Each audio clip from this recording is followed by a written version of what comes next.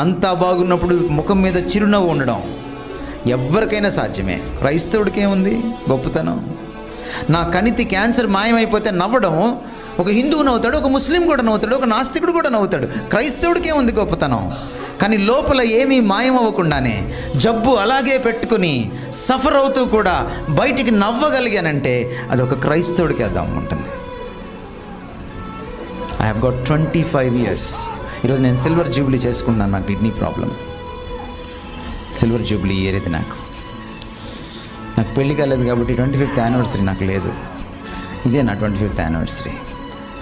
It started in 1992. My problem with kidney.